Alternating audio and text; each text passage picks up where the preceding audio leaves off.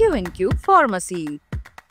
InvestSmart, earn extraordinary, guaranteed return, 100% buyback assurance. Q&Q Pharmacy.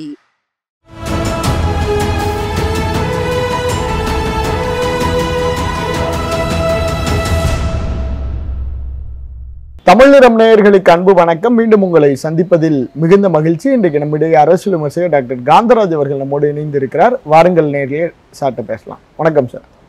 Sir, இப்போ அந்த பாஜக உயர்மட்ட குழுன்னு சொல்லிட்டு அந்த முக்கியமான தலைவர்கள் கூட்டம்லாம் நடத்தியிருக்காங்க. அதில் எல்லாருமே அமித்ஷாட்ட சொன்னது விஜயை நம்ம கூட்டணிக்கு கொண்டு வந்துருங்க அப்படிங்கிற மாதிரி தகவல் எல்லாம் சொல்லியிருக்காங்க. விஜயை கூட்டு வந்துருவாங்க சார்? விஜயை கூட்டு வர மாட்டாங்க. அவர் வேற ஸ்ட்ராட்டஜி ஒர்க் அவுட் பண்ணியிருக்காங்க. பாஜகவுடைய அமித்ஷாவுக்கு ஒரு விஷயம் நல்லா தெரியுங்க. தேர்தல் ஒன்று நடந்ததுன்னா ஒரு ஓட்டு கூட பாஜக கூடுவதுக்கிட்ட நல்லா தெரியும். அந்த ஓட்டுகள் பூராவுமே திமுகவுக்கு போகுது, திமுக கூட்டணிக்கு போயிடுது. அதை தடுக்கிறதுக்காக தான் இன்னைக்கு இவ்வளவு பேர் அவங்க இது பண்றாங்க. வேற ஒண்ணுமே இல்ல. தனக்கு ஓட்டு வாங்கறதுக்காக இல்ல, தன்னை எதிர்த்து விழுகிற வாக்குகள் தென்னாட்டை பொறுத்தவரை அத்தனை வாக்குகளும் 10% வாக்கு பாஜக எதிராக போகுது. விந்திய மலைக்கு கீழே அதுதான் உண்மை. அதனாலதான் அந்த வாக்குகள் அப்படியே எதிர்கட்சிக்கு போகுது. அதை தடுத்து ஆகணுங்கிற கட்டாயத்துக்கு அவர் ஆளே இருக்கு. அதனாலதான் விஜய் நீ என்னை எதிர்த்து பேசுற மாதிரி பேசுன்னு சொல்லியிருக்காரு. அதனாலதான் அவர் பாஜக தான் என்னுடைய விரோதிங்கிற மாதிரி. அப்போ விஜய் மேல பற்றாளர்கள்லாம் திமுகவுக்கு போக வேண்டிய வாக்குகள் ஒரு 20% 30% விஜய் குறைப்பாரு. அவங்க சொல்ற அந்த 200க்கு 234 234 ஜெயிப்போங்கிறத குறைக்கலாம் அப்படிங்கிறது தான் இன்னைக்கு அவங்களுடைய எய்ம். வேற எதுவுமே இல்லை. அப்ப எண்ணிக்கையை குறைக்கணுங்கிறதுக்கு தான் இவ்வளவு. அதுக்கு அடுத்து அப்படியே வாக்கு எந்திரம் நேர்மையா செயல்படுத்துங்கிறதுக்கு இதெல்லாம் ஒரு இது. விஜயனுடைய வரவினால் மக்கள் மனதில் ஏற்பட்ட மகத்தான மாற்றத்தினால் காரணமாக திமுக தோல்வியை தழுவுகிறதுன்னு ஒரு கருத்து கணிப்பு போட்டு அதெல்லாம் வச்சு அதனாலதான் அவங்க தோத்தாங்கன்னு சொல்லுவாங்க. அப்போ நீங்க வாக்கு எந்திரத்தை நீங்க மாத்தி வச்சாங்க என்ன சொல்லுவாங்க? கருத்து கணிப்பா தானங்க சொல்லிச்சு அப்படிம்பாங்க. நியாயப்படுத்திடுறீங்க. இதுதான் டெக்னிக். ஒவ்வொரு தடவையும் அதே தாங்க பண்றாங்க. இந்த அளவு அவங்க பெருசா தோத்தது அந்த தீவிரவாத தாக்குதல் அவங்க பெருசா அடிபட்டாங்க. அது உலகம் முழுதும் அச்சிங்கமா போச்சு. G7 மாநாட்டுக்கு கூப்பிட மாட்டேன்ட்டார். அப்புறம் யாரையா கையில பிடிச்சி எப்படியோ ஒரு வழியா அசிங்கமா இருக்கு சார். அவரே கனடா பிரதமரே அழைச்சிருக்காரு சார். கனடா பிரதமர் தாங்க எல்லாத்தையுமே அழைப்பாரு. அவர் தான் அழைப்பு, அவர் தான் ஹோஸ்ட். அழைப்பு இல்லைன்னு போட்டாங்கல்ல, அவர் மறுத்து இல்லை நான் அவங்கள கூப்பிடலையே அப்படின்ட்டாரு. அது ரொம்ப நாகரிகமா இந்த நம்ம ஊர் 5 கூட இது பிரிண்ட் மீடியா மோடி இந்த முறை போகவில்லைன்னு போட்டாங்க. அழைக்கவில்லைங்கிறது மறைச்சானுங்க. என்னத்துல என்ன லாபம்? ஒரு 2 நாள் தான் கட்டிக்காரன் பொழுது 2 நாள் கொடுத்தாங்கல்ல. உடனே சொன்னாங்க அழைப்பே விடுக்கவில்லைன்னு விடுத்துருச்சு. அப்புறம் இந்தியா ஒரு முக்கியமான நாடாக இருப்பதனால் மறுபரிசீலனை செய்து அவருக்கு அழைப்பு விடுத்திருக்கோம். இவ்வளவு சொன்னா பார்த்தா தான் உடனே அதானிக்கிட்ட பிளான் வாங்கிட்டு கிளம்பிட்டாரு. இன்னைக்கு புறப்பட்டு இருப்பாரு. மாநாடு என்னைக்கு இப்பவே கிளம்பிட்டு இருப்பாரு சார். கிட்டத்தட்ட ராமதாஸை வலிக்கு கொண்டு வந்துட்டாங்களோ சார். ஏன்னா பல் சிகிச்சை எதுக்கும் வரேன்னு சொல்லிட்டு இங்க ரகசியமா குருமூர்த்தி எல்லாம் சந்திச்சிருக்கிறார். குருமூர்த்தி அங்க போய் சந்திச்சிருக்கிறார். பாமக கிட்டத்தட்ட பாஜக கூட்டணியா சார்? ஏங்க நான் தான் முதல்லயே சொன்னாங்களா, அப்ப நம்ம அவனும் ஒரு நாடகம் போட்டுக்கிட்டு இருக்காங்க. தேர்தல் நெருங்க ஒன்னா சேர்ந்துட்டு இணைந்த கரங்கள் வருவாங்கன்னு சொன்னேன். இல்லை, அது நடந்துக்கிட்டு ஸ்டெப்பு. குருமூர்த்தி வந்தாலும் அதனால சேர்ந்துக்கிட்டாங்க. தைலாபுரத்துக்கு எதுக்கோ போனாங்களா பேசிக்கிட்டாங்களா. என்னங்க இது? நம்ம எல்லாம் அவ்வளவு தூரத்துக்கு அறிவு இல்லாம இருக்கிறோம். யாரை ஏமாத்த பாக்குறீங்க? ரெண்டாவது, அந்த கட்சியில பொதுக்குழு செயற்குழுன்னு ஒண்ணுமே இல்லையா? எதனால இவரை நான் சேர்ந்து விட்டாங்கிறாரு, இவரே பிரிஞ்சுட்டாங்கிறாரு. என்னன்னு புரியல.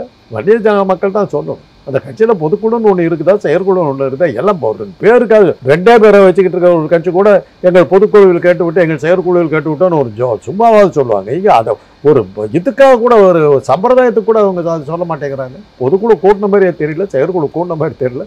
எல்லா முடிவுகளும் அப்போ நம்ம ஒரு வீட்டில் உட்காந்து பெட்ரூம்லேயே உட்காந்துட்டு சொல்லிட்டு இருக்கிறாங்க. இதான் ஆன்லைன் அரசியல் அவங்க தான் கொடுத்துருக்காங்க. வீட்டில் உட்காந்துக்கிட்டே அரசியல் நடத்திது. ஒரு பொதுக்குழுவில் ஒரு செயற்குழுவில் இவராக நான் சேர்ந்து விட்டேன்றாரு. இவராக குருமூர்த்தி சொன்ன உடனே கேட்டுக்கிட்டாங்க. குருமூர்த்தி கிட்ட சொல்ல வேணாமா? பொதுக்குழுவில் வைத்து உங்களுடைய இதெல்லாம் பேச நாங்கள் இது பண்ணுறோம் அப்படின்னு சொல்ல வேணாமா? என்ன சார் ஏன் குருமூர்த்தி சைதை துரைசாமிலாம் போய் பார்க்குறாங்க? என்ன சார், ஒரு செய்தி ஒன்று பார்த்து அது உண்மை பொய்யான்னு தெரியாது. குருமூர்த்தி சந்திக்கிறேன்னு சொல்லியிருக்காரு. சைதை துரைசாமி எதுக்கு போனாருன்னு யாருக்கும் தெரியல. ஓகே, உடனே ராம்தாஸ் கேட்டாரா? அவரை நான் வர்றேன்னு சொன்னாரு, வந்தாரு. நீ யாரு, நீ எப்படியா வந்தேன்னு கேட்டாரு. நீண்ட நாள் நண்பர்லாம் சொல்றாரு சார். நண்பருங்கிறது வேற. இந்த நேரத்துல அவரோட ஏன் நீங்க வர்றீங்க? நண்பரா வர்றீங்க, வீட்டுல உட்காந்து கால் சாப்பிட்டு போங்க. யார் வேணாண்ணா? நீங்க இதுக்கு அந்த அரசியல் பேசும்போது நீ என்னது கூட வர்ற? உனக்கு எதாவது லாபம் பார்க்குறியா? இல்லை நீ தான் தனி கட்சி ஆரம்பிச்சிருக்கியா, நீ இப்போ எந்த கட்சியில் இருக்கிற, அதிமுகங்கிறது தெரியும், பழனிசாமி கூட இருக்கிறியா, பன்னீர்செல்வத்தோட இருக்கியா, சசிகலாவோட இருக்கியா, தினகரனோட இருக்கியா, யார் கூட இருக்கிற, அதுவே இருக்குது இல்லை அந்த கட்சியில். அதுதான் ராமதாஸ் கேட்டிருக்காரு, நீ ஏன் வந்தேன்னு கேட்டிருக்காரு. ஆக முதல்ல இப்போ நமக்கு இருக்கிற பாஜகவுக்கு இருக்கிற பிரச்சனையே என்னன்னா, அவங்க கூட்டணின்னு ஒன்று சொல்லிட்டு இருக்காங்க, கூட்டணி ஆட்சின்னு சொல்கிறாங்க, கூட்டணியில் யார் இருக்கான்னு கூட சொல்ல மாட்டேங்கிறாங்களே, இன்னும் தெரியலையே, அதுவே அவருக்கு தெரியலையே. அதான் இன்னைக்கு இருக்கிற பிரச்சனை. இந்த இப்ப அமித்ஷா வரத்துக்குள்ள பாமக ஒருங்கிணைக்கலாம்னு நினைச்சாங்களா சார்? என்ன பாமக அதுதான் சொல்றேங்க, அதுவே ஒரு நாடகம். இதை வச்சுக்கிட்டு நீங்க செய்தியை ஒரு ரெண்டு மாதத்துக்கு முன்னாடி அவங்கள பத்தி செய்தியே கிடையாதுல்ல. பாமகன்னு ஒரு கட்சி இருக்கிறதே யாருக்கு, விக்கிரவாண்டி தேர்தலுக்கு பிறகு அவங்கள பத்தி யாரும் சட்டம் கூட பண்ணல. 2 பேருக்கு வந்து ஒரு ஷோ பண்ணாங்க, 2 பேரும் ஸ்டேஜ்லேயே அடிச்சுக்கிற மாதிரிலாம் பண்ணாங்க. உடனே அந்த அப்பாவுக்கு மகனை சண்டைன்னு எவ்வளோ பெருச்சு கொடுக்க முடியும், ஹெட்லைன்ஸ் கொட்டை எழுத்துல இவ்வளோ பெருத்த எழுத்துல போட்டு இது அவங்களுடைய சார்பு ஆட்கள்லாம் போட்டு அதுக்கப்புறம் தான் அந்த செய்தி வர ஆரம்பிச்சு. இன்னைக்கு வந்து பாமக வந்து தேதியில் தினம் அடிப்பட ஆரம்பித்தோடனே பாமக வந்து மறுபடியும் பெரிய சக்தியாக உருவெடுத்து விட்டது அப்படிங்கிற மாதிரி காட்டி விட்டாங்க. ஊடகங்கள் பூரா எங்கிட்ட பெரிய வந்து இவ்வளோ பேசுறாங்கன்னாக்கா நாங்கள் எவ்வளோ சக்தி வாய்ந்த கட்சியாக இருந்தாங்க. ஆமாம் சார், அவங்க பெரிய கட்சி தானே, பெரிய சமூகத்தோட இதுதான். அதான் சார், ஒரு பெரிய சமூகத்தோட குல தெய்வம் ராமதாஸ் அப்படின்னு அவங்களே சொல்லிட்டாங்க. இல்ல ராமதாஸே சொல்றாங்க. அதான் ராமதாஸே தான் சொல்லுவார், வேற யாரும் சொல்லுவா? காந்தராஜ் தான் எங்க குலத்துக்கே தெய்வம். சொன்னது யார்? காந்தராஜ். ஏங்க இப்ப நான் சொன்னா நம்ப மாட்டேன்னு சிரிக்கிறீங்க, அவர் சொன்னா மாத்திரம் உடனே வேத வாக்கா எடுத்துக்கிறீங்க. நான் காமெடி போயிட்டேன், அந்த காமெடி தான் பண்றாரு, நான் தான் அது தலைவர். இன்னைக்கு வன்னிய குல சொந்தங்களே அப்படின்னு போட்டாங்க. வன்னிய குல சத்திரிய சொந்தங்களே சார். அதான் வன்னிய குல சத்திரியர் இருந்தாங்க. சத்திரியர் போது அதுக்கு தான் கேட்டேன். சத்திரியர் போது வர்ணாசிரம தர்மத்தில் 2வது பெரிய ஜாதி. முதல் ஜாதி வந்து பிராமணன், அதுக்கடுத்து சத்திரியன், அதுக்கடுத்து வைசியன், கேடுகட்ட ஏன்னா வந்து சூத்திரன். நீ என்னைக்கு சத்திரியன்னு சொல்லிட்டு போது நீ வந்து ஜாதியில உயர்ந்த ஜாதிக்காரன், நீ இடஒதுக்கீடு எதுவுமே கேட்கக்கூடாது. உங்ககிட்ட தான் நாங்கள் இடஒதுக்கீடு கேட்கறதுக்கு சூத்திரம் தான் கேட்க முடியும், நீ கேட்க முடியாது. சத்திரியன் இல்லை, நீ பெரிய ஜாதியாச்ச, நீ எப்படி கேட்க முடியும்? அதனால அந்த 10.5% நீ கேட்க முடியும். இல்ல சமூக நீதி காவலர் அவர் தான். சமூக நீதி எப்படி நீங்க உங்ககிட்ட இருந்தானே சமூக நீதி எனக்கு கேட்கறோம். நீ தானே என்ன வந்து தாழ்த்த ஜாதி பட்டியல் சொன்னது நீ தானே. சத்திரியனும் ஆரியனும் தானே பிராமணனும் தானே எங்களை வந்து கீழ் ஜாதின்னு சொன்னாங்க. அப்புறம் நீ வந்து சமூக நீதி எப்படி கொண்டு வருவ? உங்ககிட்ட இருந்தானே நாங்கள் சமூக நீதியை கேட்குறோம். இந்த காரணங்களால தான் வந்து வட மாவட்டங்களில் வந்து அதிமுக வந்து 10.5% கொடுக்குறேன்னு அனைத்து ஜாதி ஒன்றா சேர்ந்து இவங்கள பாமக ஆளுங்க ஒழிச்சு கட்டுறாங்கிறதெல்லாம் வந்ததுனால தான் பழனிசாமி இன்னைக்கு அட்ரஸ் தான் போகிறதுக்கு காரணம் அதுதான். என்னைக்கு இவர் வந்து 10.5% ராமதாஸ் கூட்டத்துக்கு கொடுக்குறேன்னு சொன்னாரோ அன்னையிலிருந்து தொடர் தோல்விகளை அவர் சந்திச்சு. இது வந்து 13 தோல்விகள் கரெக்டாக இன்னைக்கு எல்லா பத்திரிகையிலும் போடுறாங்க. 13 தோல்வி பழனிசாமி தான் பேர் சார். அப்புறம் அந்த கிராண்ட் அலையன்ஸை நோக்கி பாஜக போகும் அப்படிங்கிற மாதிரி சொல்கிறாங்க. இப்போ பாமக, தேமுதிக, அதிமுகவில் என்னென்ன பிரிவுகள் இருக்கு அப்படின்னு சொல்லிட்டு இது வந்து அமித்ஷாவால் சாத்தியப்படுத்திட முடியுமா சார்? இன்னைக்கு வந்து அமலாக்கத்துறையினுடைய சக்தி என்னங்கிறத பொறுத்து இருக்குது. இன்னைக்கு நீதிமன்றம் கொடுத்த தீர்ப்பின் அடிப்படையில் பார்க்கும்போது அமலாக்கத்துறையை பார்த்து யாரும் பயப்பட வேண்டிய அவசியம் இல்லை. அப்படி பயப்பட வேண்டிய அவசியம் இல்லைன்னும் போது அவர் வந்து இனிமேல் மிரட்ட முடியாது. அந்த மாதிரி ஒரு சூழ்நிலை வரும்போது சசிகலா, பன்னீர்செல்வம், தினகரன், பழனிசாமி எல்லாம் ஒன்றா சேர்றதுக்கு பழனிசாமி மாத்திரம் தான் அதை ஏற்றுக்கிட்டு இருக்காரு. KP முன்சாமி போன்ற சில பேரில் அவங்களெல்லாம் ஓரம் கட்டிட்டாக்கா அதிமுக ஒன்றா சேர்த்துறதுக்கு வாய்ப்பு இருக்குது. ஏன்னா அமித்ஷாவுடைய நான் தான் சொன்ன ஏற்கனவே சொல்கிறேன், அவர்கிட்ட இருந்த அஸ்திரங்கள் 3 அஸ்திரங்கள். சில நீதிபதிகள், அமலாக்கத்துறை, வாக்கு எந்திரம். இதை நீதிபதிகள் காலம் வர ஆரம்பிச்சுன்னா அந்த அஸ்திரம் போயிடுச்சு, அமலாக்கத்துறையுடைய அஸ்திரம் ஏறத்தாழ போயிடுச்சு. வாக்கு எந்திரம் ஒரே அஸ்திரம் தான் அவர் கையில் வச்சுட்டு இருக்காரு. அப்படி இருக்கும்போது அவர் பயமுறுத்த இனிமேல் பயமுறுத்தத்துக்கணும். அதனால தான் பழனிசாமி கிளீனாக சொன்னார், 4 சீட்டு கொடுத்தா கொடுக்கணும், வரதான் தான் வராட்டி போட்டு போயிட்டு கூட்டத்துக்கு கூட அவர் போங்க, அந்த அளவுக்கு போயிடுச்சுங்க. ஆக அவருடைய செல்வாக்கு செறிஞ்சிக்கிட்டு இருக்குது. ஆமாங்க, பாஜக இன்னைக்கு தடுமாறிட்டு இருக்குது, டெஸ்பரேட்டா இருக்கு. சரி, இப்ப இதுல பாமக ராமதாஸ் சொல்றாரு நானும் குருமூர்த்தியும் நீண்ட நாள் நண்பர்கள் அப்படின்னு சொல்றாரு. அதெல்லாம் வாய்ப்பு இருக்கு. அது இது ஒண்ணு நம்ம அந்த மாதிரி பார்த்தது கூட இல்லை. நீங்க இவ்வளவு நாள் ஜர்னில குருமூர்த்திங்கிறவரை அவருக்கு எத்தனை நாளா தெரியுன்றது நமக்கு தெரியும். குருமூர்த்தியோட இவர் இருந்து எத்தனை கூட்டம் என்ன ஃப்ரெண்ட்லியா பேசிக்கிட்டு இருந்தாரு, என்ன பண்ணாருன்னா பாமக கூட பல இதுல அவங்களுடைய கட்சியை சேர்ந்த பல பேருக்கு நண்பர்களா இருக்காங்க.